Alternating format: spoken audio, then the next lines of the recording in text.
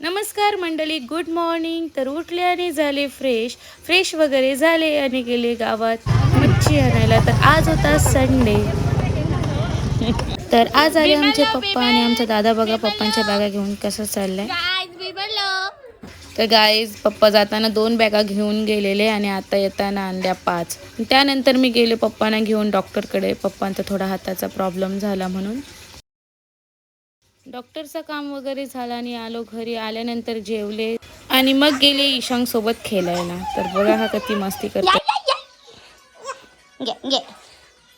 आज आमच्या परीने बघा घर बांधलंय आणि मला पूजेला बोलवली. तर आज मी आले पूजेला.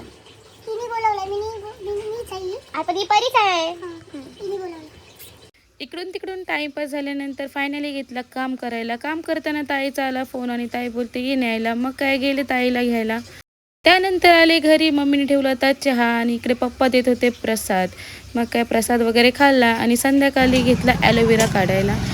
तर गाईज ॲलोवेरा कट केलेत केसांना लावायला. तर गाईज आम्ही करतोय हेअर केअर रुटीन. आणि मग आमच्या रौनकने बनवला सँडविच. तो 1 नंबर होता. आणि मग मम्मीने घेतला माझ्या केसांना लावायला ॲलोवेरा जेल. ॲलोवेरा जेल लावल्यानंतर आम्ही घेतला जेवायला. त्यानंतर जेवलं वगैरे आणि केस धुतली.